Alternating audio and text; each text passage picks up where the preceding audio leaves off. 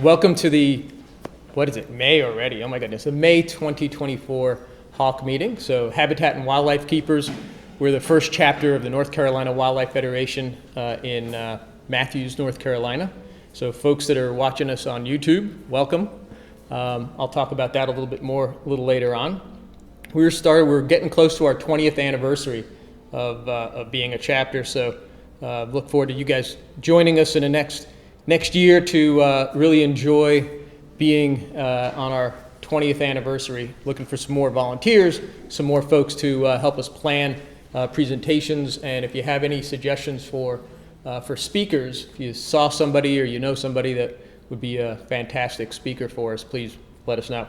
So the group was starting at Squirrel Lake Park a little while back. Matter of fact, this is a little garden that many of you probably have seen if you've been over at Squirrel Lake Park, and it has started to grow considerably better. We've got this massive red buckeye that was blooming just wonderfully for Earth Day last month. If you were there, you won a wonderful prize by getting a chance to see it. The National Wildlife Federation has had this program for a long time. It's quite simple, but it's in its simplicity of what you need to do to your yard. Just a show of hands, how many people have their yards certified? All right, excellent.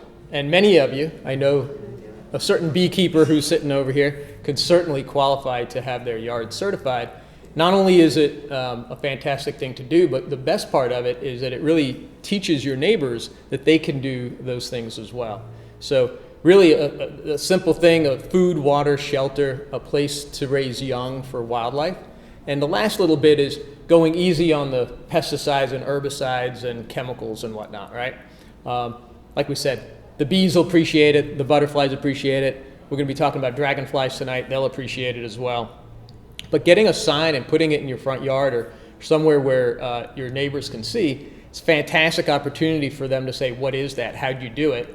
And then you can teach them. It's not all that real complicated, but it's a wonderful way to start that conversation and teach people to be better land stewards. Talking about land stewards, these guys are hanging out. Have you guys, again, show of hands, who's gotten a chance to enjoy these periodical cicadas? Yeah?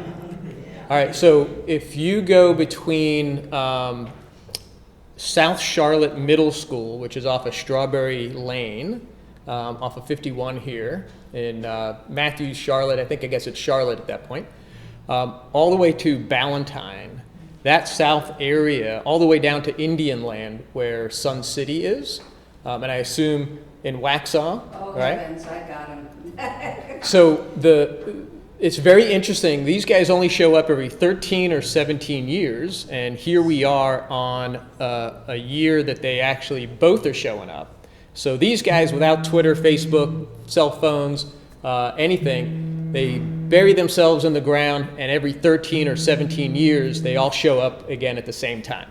It's fabulous. So it's an amazing thing. What I would encourage you to do is go get a chance to hear them, because they are way different than our annual cicadas. The annual cicadas have that chirpy sound, right? These guys have more of like a UFO landing sound. So from those of you who haven't heard it, it's definitely weird, but amazing. And so they show up in massive numbers.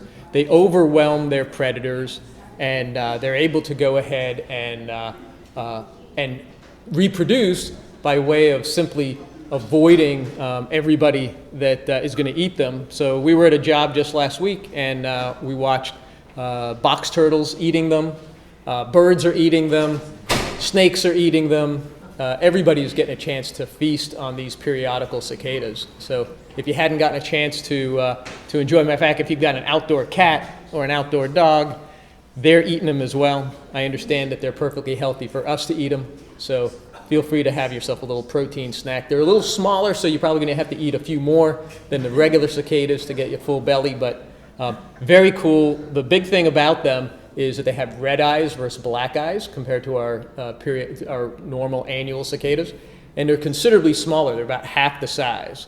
But more important, well, maybe not more importantly, but they have no sense of self-preservation. So they go ahead and will bump into you, will land on you. They know nothing about protecting themselves from getting eaten by pretty much anything bigger than them right now. But very neat. That sound is just super weird. Earth Day, if you guys weren't there, April 13th, it was fabulous. We have our October Kids in Nature Day coming up October the 5th. So feel free to put it on your calendars. The only thing that we need to block out is Williams wasn't our sponsor this year. I don't know how it ended up still on our sheet here, but we do need volunteers for our October the 5th Kids in Nature Day. So sign up and come join us. You know, I always have this in here in this presentation because leaving leaves is so critical. You know, when you think about these periodic cicadas, they go ahead and lay their eggs in a tree branch, and then those eggs hatch, they come down, and they eat underground. They live underground for 13 or 17 years. Well, they need that leaf layer to go ahead and be able to do that. So instead of sterilizing your yard and pulling all that away and putting a hard wooden mulch down, it's a heck of a lot better to just leave leaves, a lot cheaper, and it works much better for not only them, but here's a perfect example. This is the red-banded hair streak, as well as Luna moths and lightning bugs and ladybugs and all sorts of others that need that leaf layer to go ahead and do their thing. Again, disregard Williams here. We love them still. All right. I mentioned our YouTube channel. We record this during COVID. The one thing that we noticed is that we didn't meet in person, of course, and on Zoom we were getting folks from all over the country coming to join us in our presentation. So we record our presentations now, and we've got it on. If you haven't gotten a chance to see some of the past ones, they're fantastic. So they're all available on the YouTube. Next month we've got a very interesting thing. I didn't get a big slide set up for it. As I mentioned, I was running over here today and didn't get a chance to do this. But we have two events that day, and they're both going to be on river critters. And so, Mary, can you real quickly mention who is it that's going to be doing that presentation? It's on June 11th, and we're going to have somebody from North Carolina Sea Grant presenting. She's going to come and do the river critters and pond palace first, doing stream exploration with families. And we'll start at Squirrel Lake Park and just walk a little distance to the creek. And in transit, we'll learn a few things too. And then after that presentation, we'll have pizza, and we'll follow that up with an actual presentation.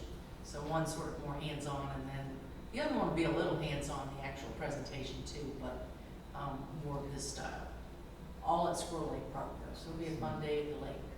So we're going to do it over underneath the shelter at Squirrel Lake Park. So we do ask if you could register so we can know how much pizza to buy. So you can go to ncwf.org, North Carolina Wildlife Federation, and just look for the Hawk chapter and register there for the event, so we know we'll buy enough pizza so everybody will have plenty of them. Right. So June 11th over at Squirrel Lake Park, and the creek stuff is going to be literally in the creek. So wear your water shoes or have your kids with water shoes. All right, and then the presentation will also be there at Squirrel Lake Park. Tonight we're in for quite a treat with Dr. Erika Niland. She is a professor over at Wingate University, and so she's going to talk all about dragonflies and damselflies and what's the difference and why they're so fantastic. She graduated from the University of Georgia with a master's in entomology and a PhD in plant pathology. Her research focuses on biological control of insect pests, the biology and plasticity of invasive insects, and eDNA pollinator studies. So I know about like 4 of those words, but it sounds really interesting, so I look forward to you telling us a little bit more about that. So please welcome Dr. Erika Niland.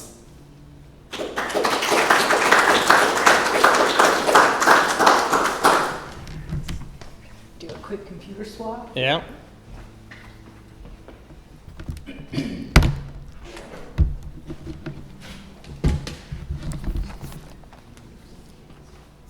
Oh, is it on the other side? Yeah. Our computers have to be difficult. Okay. All right. Perfect. Yeah, put it in. All right. Just watch your step behind you. Gotcha.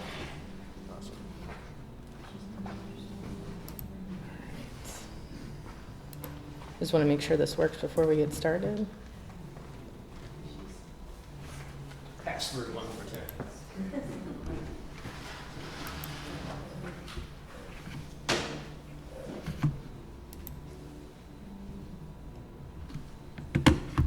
Just bear with me with technology for a minute.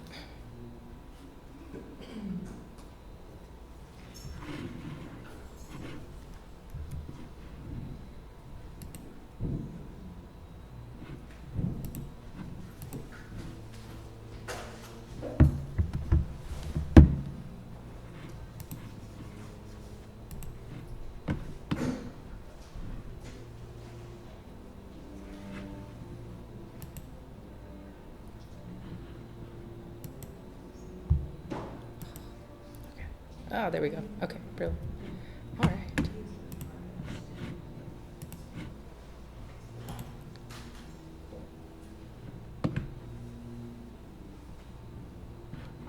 All right. Well, thank you all for inviting me tonight to talk about dragonflies and damselflies.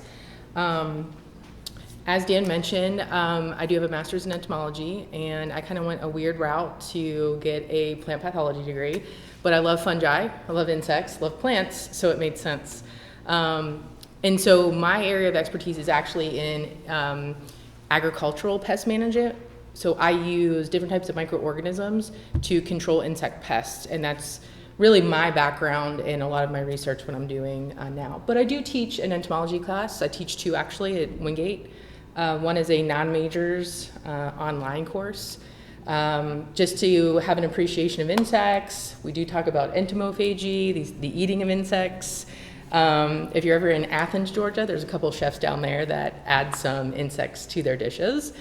But also just the ecological importance of insects. And I hope today we get a little bit of that appreciation for dragonflies and damselflies. For the most part, they're recognized, right? They're beautiful, but a lot of people aren't really interested in doing a lot of research with them. We tend to see, right, the medical importance or veterinary importance, et cetera. But they are really, really important in the ecological context. And we'll talk a little bit about water quality and how they are really important in the food web. So I want to start with a little bit of science. Starting off with just a little bit of organization. So when we're talking about insects are going to have 6 legs. They're going to fall under the order Odonata. They also have their 3 body segments, which I'll show you here in a minute. These guys are great flyers. They also have great eyesight. We're going to talk about that as well. I'm also going to talk about suborders. And in this case, we have 2 suborders. We know them as dragonflies, but Anisoptera, and then Zygoptera are damselflies. And so I'll talk a little bit about the differences. Really, it's just taxonomical traits that are slightly different. As far as dragonflies and damselflies go, ecologically, they're very, very similar. Where we would find them living, what they're eating, how they reproduce. Trying to keep this pretty PG, so we're not going to get into that. But if you have questions, please feel free. So if we're comparing these 2 suborders, so we'll start here. These are our dragonflies. When dragonflies land somewhere, their wings, they have 4 distinct wings here, and the wings arise on their thorax. They're going to be outstretched. And you'll also know that the hind wing here sort of has this nice little sort of loop pattern down here. These wings on both damselflies and dragonflies are considered primitive wings, meaning that they're very, very basic. So if you compare that to a butterfly, butterflies have these beautiful scales, they have pigment associated with them. In this case, with our dragonflies, they may have some pigmentation in the wings, but you'll notice that there's these tiny little cells, and they have venation that goes along the outstretch of the wings. And so this is really a key indicator for our dragonflies. That's really how a lot of them you're going to be able to identify down to species. So it's a lot of looking at wings, which I did through most of grad school for my insect taxonomy course. But you'll also notice too with dragonflies, their eyes on their head are going to meet. So it almost looks like their entire head are eyes. And we'll get into a little bit more of how they can see, how's it different than a bee maybe in a human. If we compare that to damselflies, when they land on a substrate, you'll notice that their wings, they hold them together behind their back. So very similar to some other winged insects.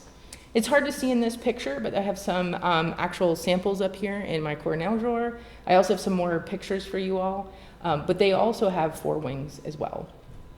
You'll notice that with damselflies, they have this nice slender body. Compared to dragonflies, they're a little bit more plump. And then if we look at the head of a damselfly, you'll notice that the majority of the side of the head is where the eyes are. And so the eyes are not going to touch. Another instance that this is a damselfly, not a dragonfly. We can talk a little bit about size, but you'll see here in some of my examples towards the end of my talk that not all dragonflies are humongous. We do have some that are about 1 inch big, and I brought some for you guys to look at. But relatively speaking, damselflies are going to be on the smaller side compared to most of the common dragonflies that you're going to see here in North Carolina. As far as species, we have about 5,000 known worldwide. We have a great deal of them in North America. I'm going to talk about most that are found here in North Carolina. I also have a really great website that North Carolina Parks has set up. It's a whole website of Odonata, so we'll talk about citizen science, talk a little bit more about what we would find here in Mecklenburg County. There is going to be different taxa closer to the coast as we get into those sandhills versus in the mountains versus here in sort of the Piedmont. They are very important aquatic indicators.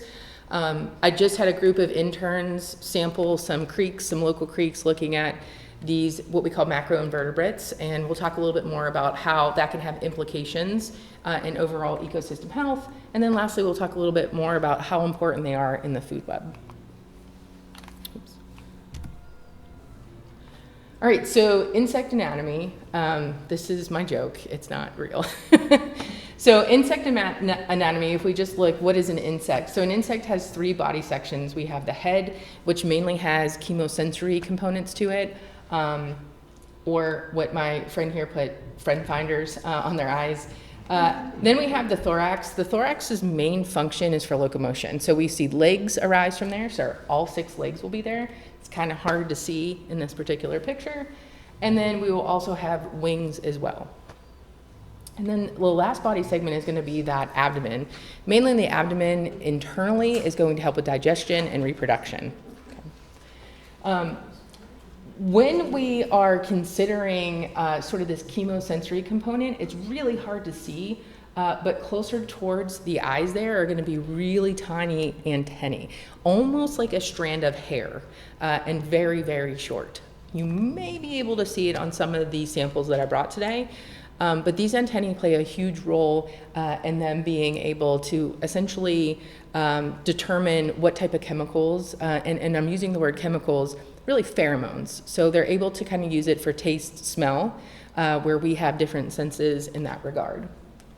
Also for feeding, they have really good eyesight compared to humans, compared to even other insects. And so that's really, aside from their ability to really beat their wings very fast and have the ability to be very agile in flight, they also have great eyesight, so they can dodge when they see something that might be potentially a predator.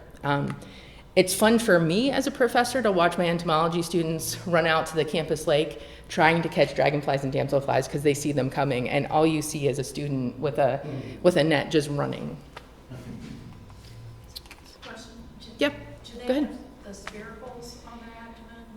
So adults are not going, they do have spiracles as far as, they're sort of think of like a garage door where they will open and close. I'm thinking for respiration. Yeah, yep, so it opens and closes to allow gas exchange. Now the nymphs, which I'm going to talk about here in a minute, they're going to be slightly different because they're going to be in water.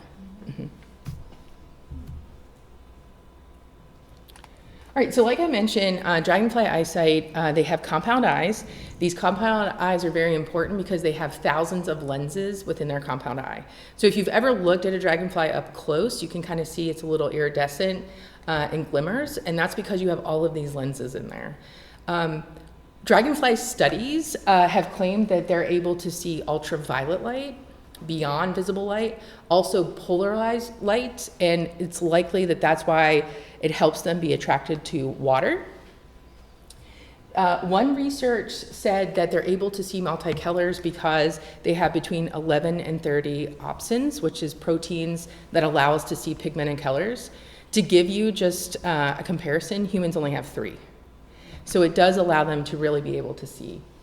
I found this really neat video here, so bear with me for technology.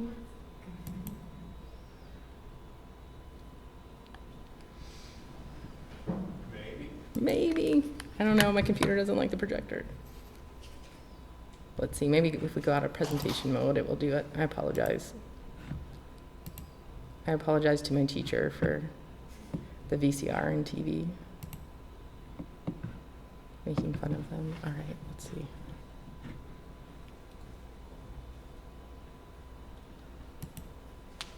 Yeah, when we were doing it on Zoom, it would never work. Yeah, still a little traumatized from Zoom, teaching on Zoom through the pandemic.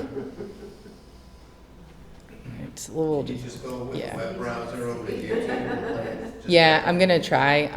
I'm using my phone as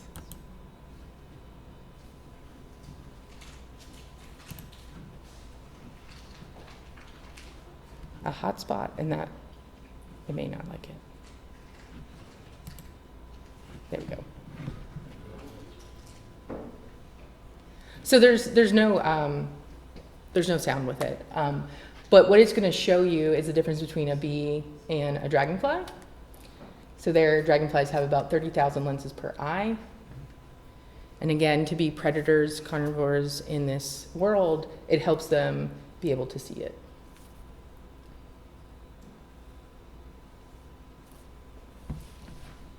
So this is relatively what a bee would see. And then that same image with a dragonfly, so much clearer.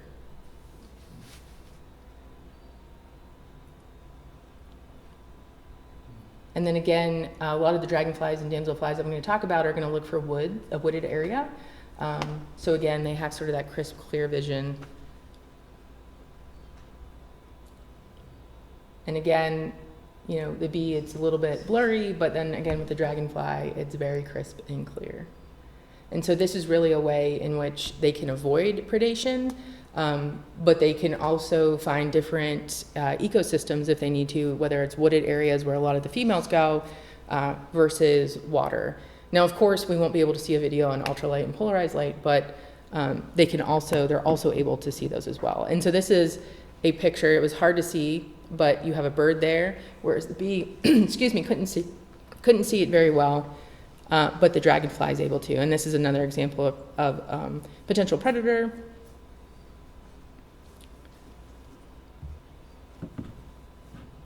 And so it keeps going on and on with those different examples.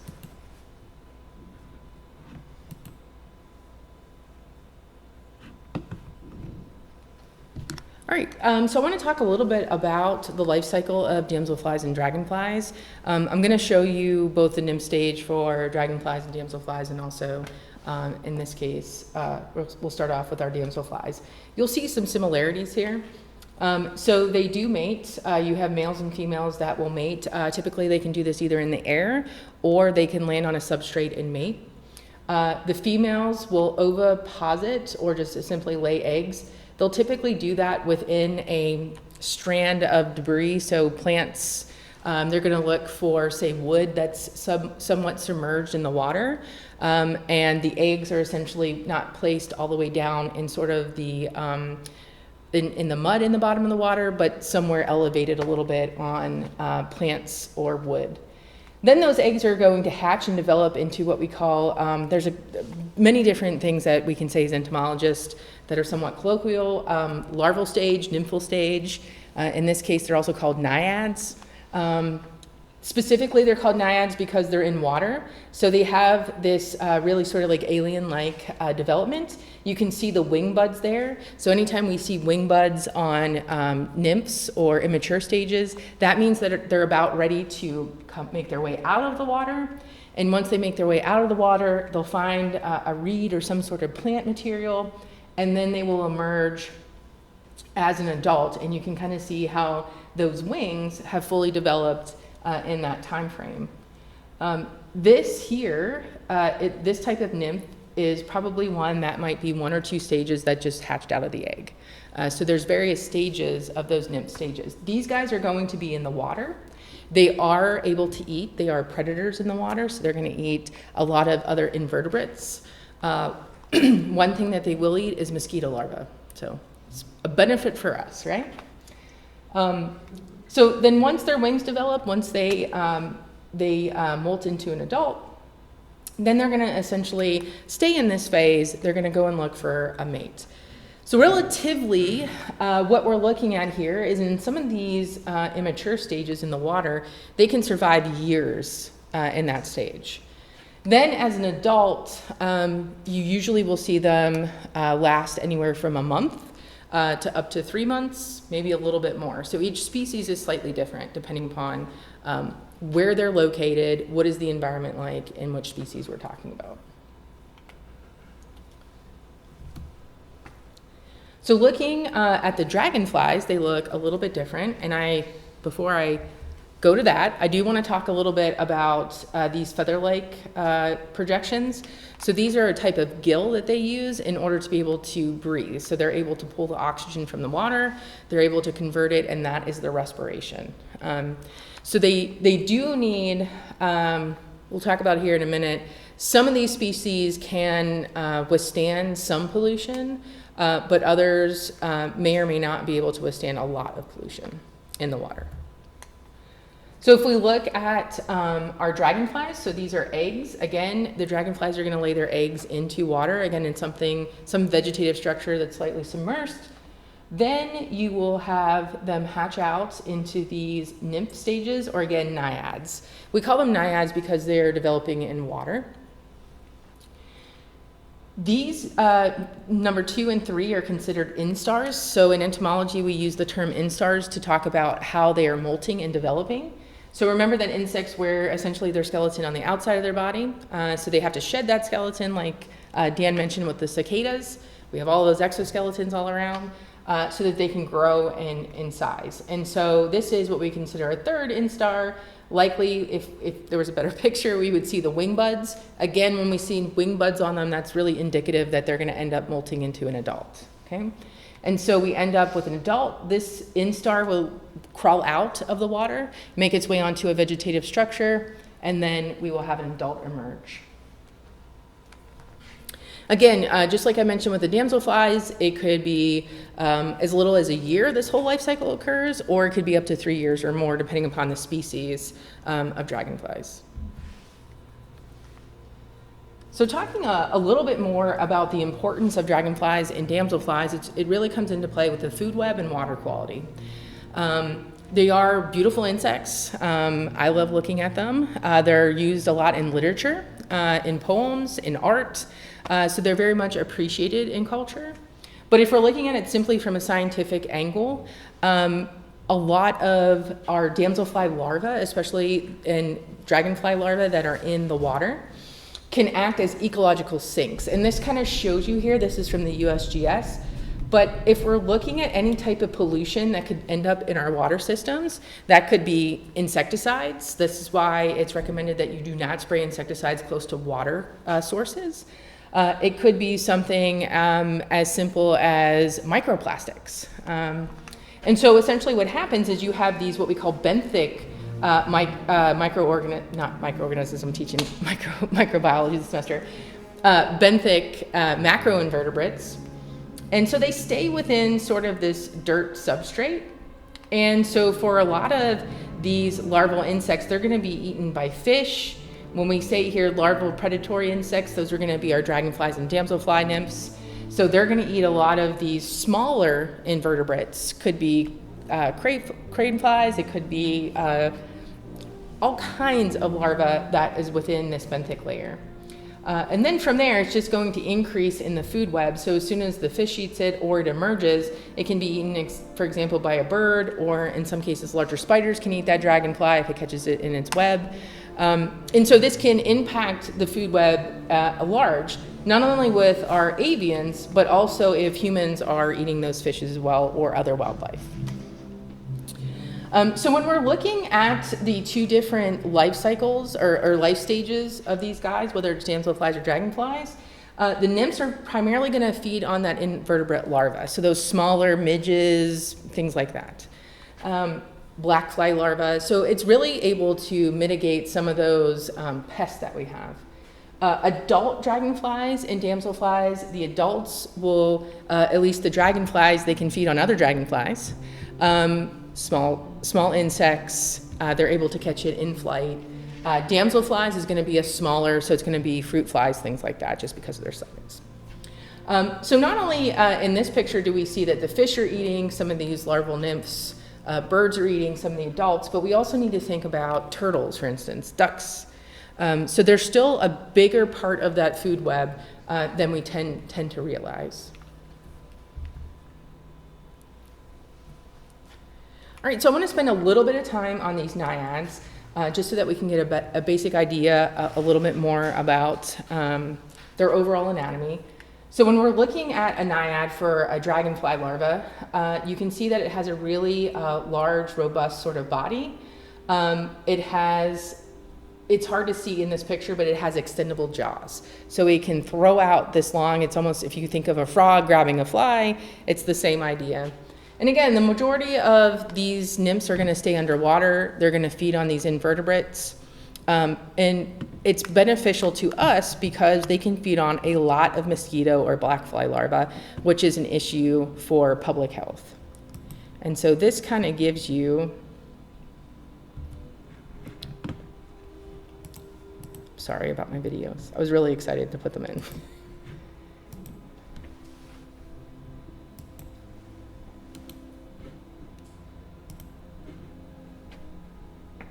And so this kind of shows you those extendable jaws and how quick it is to be able to grab other types of invertebrate larvae, especially like the mosquitoes. And so you can see those wing buds within the video. You can also see the body segments and the eyes. And so again, these are benthic. They're going to crawl along the bottom of a pond. They're going to crawl along the bottom of a creek. In some cases, some species really like muddy rivers. And so it grabs that larvae, and this shows you in slow motion. Oh, I lied. One more. There we go. You see the expandable jaws there? And so they basically are like a vacuum cleaner of the benthic layer, and they just go around eating as much as they possibly can. Again, mosquito larvae just hanging out there.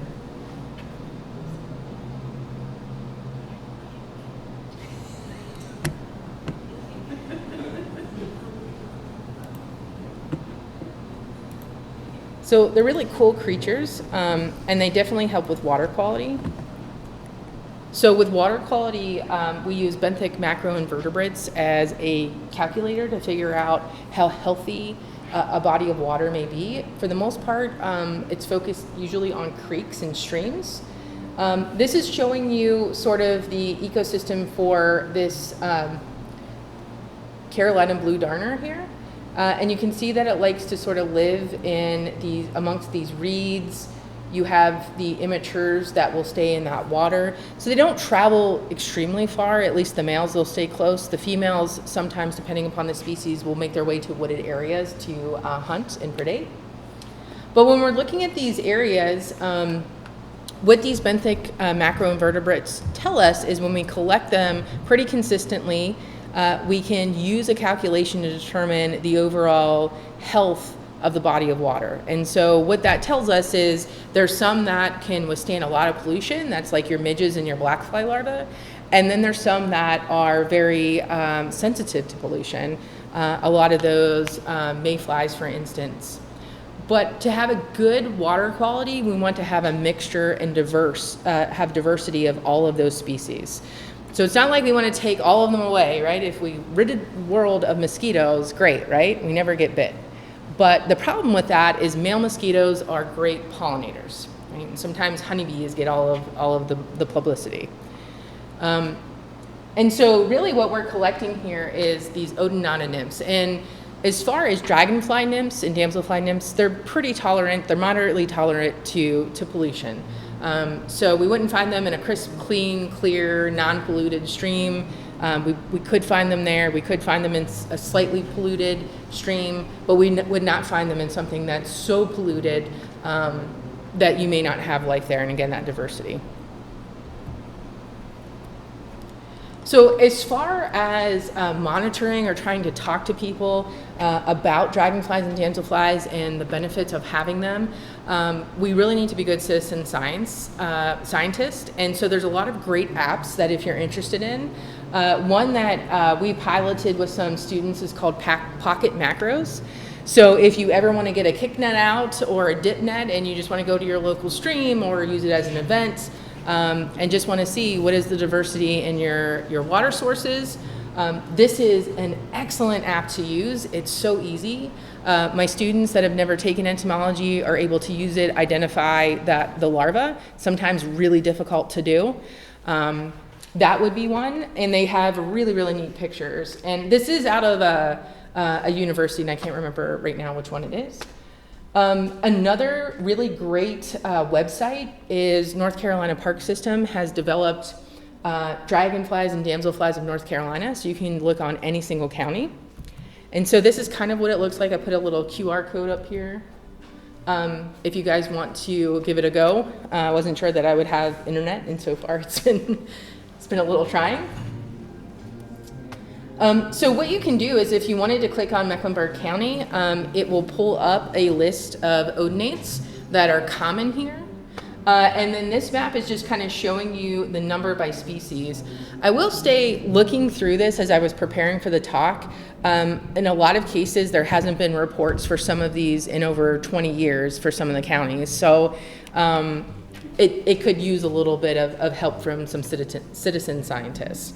But I was really surprised. I didn't realize that North Carolina Parks had something like this, so it was really neat to see. So using that website, you can kind of go on there and see some examples of dragonflies and damselflies that we have here in Mecklenburg County. I live in Union County, so every time I say here, I also say Union County. But one of the ones that you probably see a lot of is the eastern pond hawk dragonfly. So you'll see what we call sexual dimorphism, where the males usually are one color and the females are another. And sometimes the wing patterns and the sclerotization of the wings are different as well. So that's why in entomology it's not a good idea to try to identify something based on color, because you can have some differences there. So again, we're looking for the eyes touching. If the eyes are touching, that means that we have a dragonfly. Again, they're a little bit bigger. When they land on plant materials, those wings will kind of be laid out sort of like a helicopter. The eastern pond hawk, we do have it here, but is more abundant. We see more of them in the coastal plains. The females, this is going to be, I'm going to sound like a broken record, but females, a lot in this order, like to stay in the wooded areas to hunt, and then they will come back to the water to mate with the males. The males stay close to the water. One of my favorite, just because I love them and I think that they're really cute, is the eastern amberwing dragonfly. This is in fact a dragonfly. It's relatively small. So this is the one species of dragonfly that actually is a mimic. So it does possess mimicry, where it tries to act like a wasp. So if you look at its body, you can see the orange, red, and yellow markings on it. So it's meant to have danger-like coloration to mimic some of the wasp that we have here. And then what it does as far as behavior is that when it perches on vegetation, it will wiggle its abdomen and it will wiggle its wings like wasps do. And so that will cause any type of predators hopefully not to eat it. I also really like and find this really cool, this particular dragonfly, besides the mimicry, is that it's really small. So it's only going to be about 1 inch from wing end to wing end. So it's relatively small. Again, you can see some sexual dimorphisms. The female sort of has these random melanization areas, whereas the male sort of just has this amber sort of glow to their wings. I feel like I've given dragonflies a little bit more attention in this talk. It's a little bit of my bias. I think they're cool. But we're going to move on to a couple of our damselflies. So the fragile forktail is not as common as some other damselflies that you might see. The next slide I'll show you guys. But it's relatively small. It's going to stay associated with vegetative ponds. So this would be an example that if you were trying to explain to folks for land management, how can I manage my land where I have a small pond here in order to keep up populations of this particular dragonfly would be to make sure that you have a well-vegetated aquatic area and well-managed around that pond. This one in particular is usually underreported because it doesn't stay for very long onto vegetation, so it's hard to be able to see it. And so it hasn't been researched well, but it's really neat. A quick question. Yep. When you say well managed around the pond, you mean having plants not mowing all the way to the water's edge? Right, having some sort of vegetation that they can land on, not necessarily just grass, but also making sure that you don't have any invasives that could potentially take over the pond completely too. So one that you probably see a lot here, and I will say I cheated a little bit and used that North Carolina Parks website to pick some really cool ones in Mecklenburg County.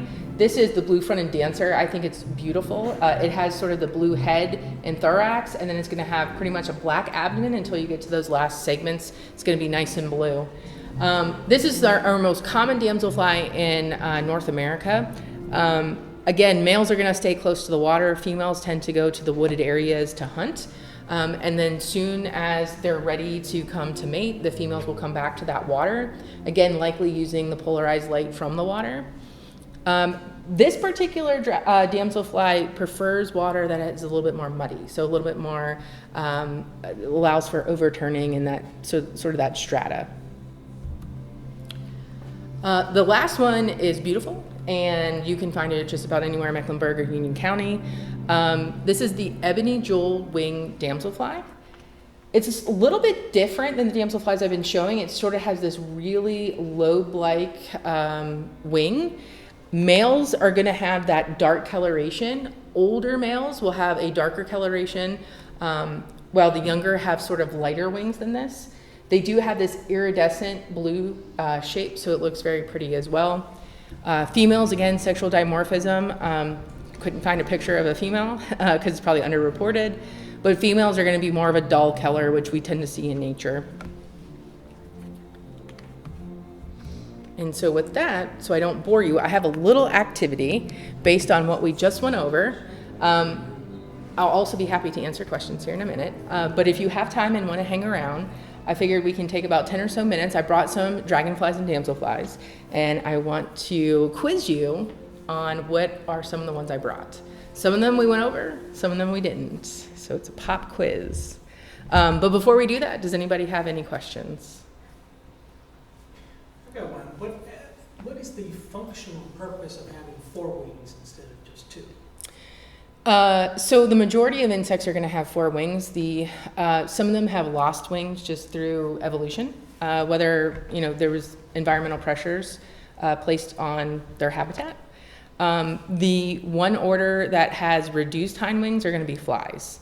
And they've adapted over time to just use mainly the 2 forewings to be able to fly around. More so, it's the way that the muscles are attached to either the thorax or the wings. Either allows the thorax to move up and down, which then moves the wings, or if, like cockroaches, have muscles attached to their wings. So it just kind of depends more so on the musculature. But ideally, it's probably with aerodynamics and being able to move them fast, so frequency-wise, and whether or not they're good flyers or not. On one of your slides, it implied that maybe one set of wings is used more for hovering, vertical, and the other set of wings is more for horizontal speed. So with dragonflies and damselflies, they have asynchronous movement of their wings. But I don't know for sure. I'd have to look it up. The difference between, say, hymenopterans like bees and wasps, they have synchronous movement. So how that all is different, I'm not sure. The advantage Does that asynchronous movement allow Is that what allows their darting around? I'm not sure. I'd have to look up whether or not they're better at gliding versus quickly moving. Flies, for instance, have a lot of hairs on their thorax and abdomen that allow them to have pneumotaxy, so they can pick up when your hand's trying to come close to them and they can move out of the way. So it's more wind current for them than necessarily the advantage of wings. Is there any studies talking about why they hover, like by your windshield or by your car? Is it something about their paint or something about the way glass reflects or something? Yeah, the only thing I could find was more so about their eyesight, that their reflection or what they're able to see beyond visual light is likely why they're either attracted to something or they stop. So there must be something, and we really research them more so for water quality. But as far as flight patterns, there's few and far between in the research, but I can definitely look it up. Hmm. I have a question. So I know you talked about, and I'm gonna throw some words I learned today out there, but like if they're in the naiad stage, they can stay like that for years, but once they hit adulthood, it's not as long. Is that because maybe they shift into adulthood because they have an urge to mate, and is mating a sign of end of life, like, or do they have many cycles of that? Yeah, it's a good question. So we usually refer to it as, Repeat the question, just so it's on the recording. so it's asking about the naiads, why they live for so long, and is then them moving to adulthood, is that sort of the sign of the end of their lives and they're going to mate and sort of reproduce. So I don't know necessarily that that's all connected. I'm sure evolutionarily you could probably make that argument. But insects have a lot of, like for example, the cicadas have what's called diapause. And so they kind of go in this inanimate stage of their lives. Beetles do it, for example, those ones that have complete metamorphosis. And then based on environmental conditions or just an internal clock, they switch over. And so that could be the case too with dragonflies. But the main reason for them as adults is to mate as much as they can. So in some cases with insects, they don't have mouth parts, like some butterflies and moths don't. But their whole goal as an adult is just to mate. And so they'll only be around for a week or two. And that's just to repopulate their genes. But I don't know the answer completely to your question, but I can see the argument there, evolutionarily. They do have like multiple cycles of mating, typically? The adults essentially can. It's not like they pick one mate and they stay with it. Mm-hmm. Are the males territorial? I don't know. I didn't come across it in any of my reading for this presentation, but I'm not an expert with dragonflies and damselflies in that regard.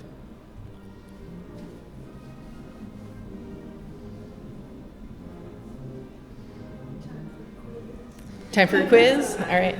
No, we should go and review. We should review You're welcome to. What does benthic mean?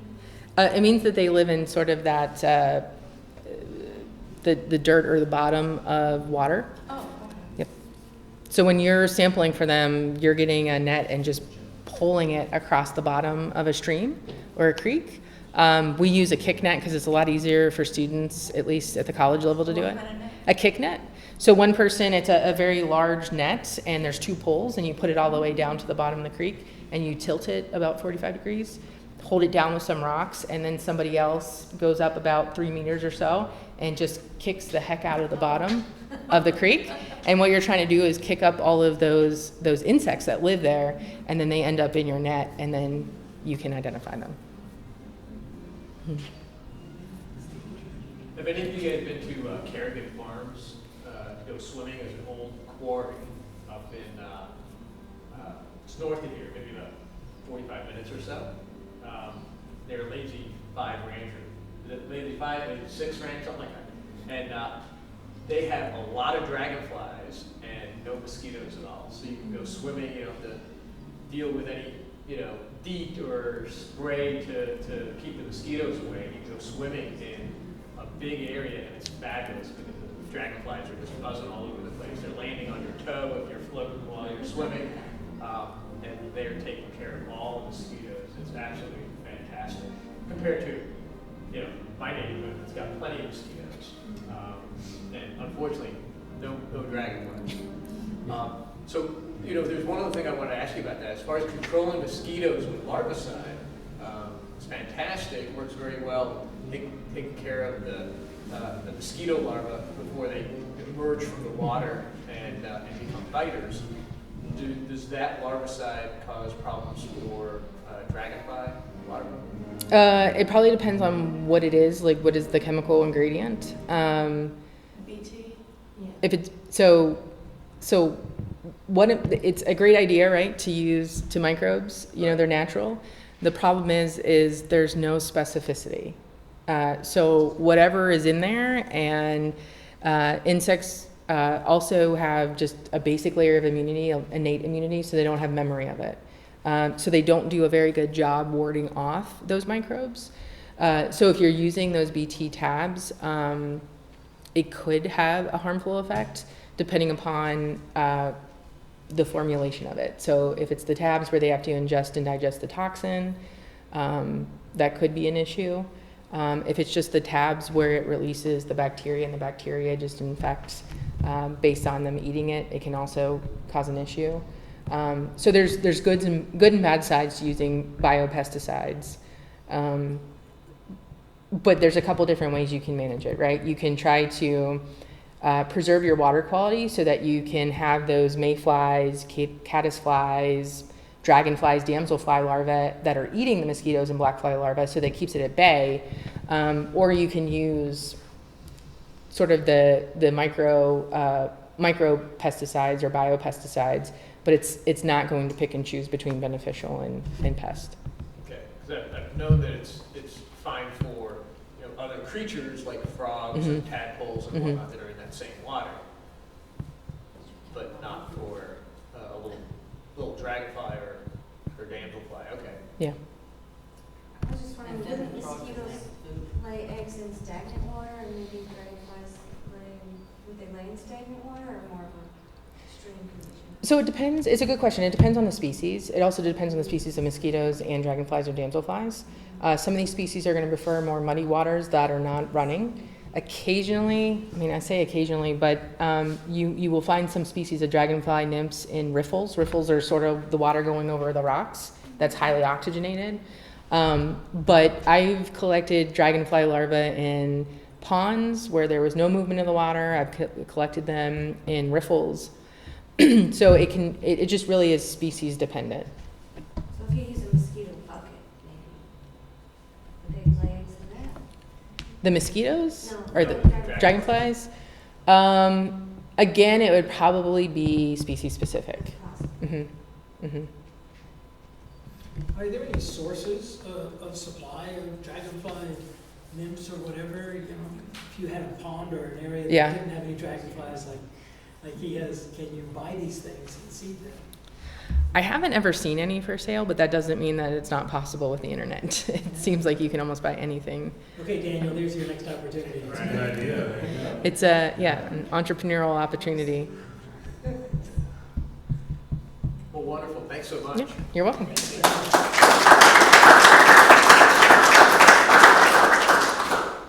All right, you guys ready for our activity? All right. Yeah, how's the quiz work? Well, everybody gets an ABC here at Jonestown. So this is a Cornell drawer, and this is how we preserve all of our specimens. So these are all of the dragonflies. So if you all want, it's probably easier to sort of come up and take a look at them. These were all collected in Union County, right on Wingate's campus. And so you can use your best judgment to see which of those we had talked about.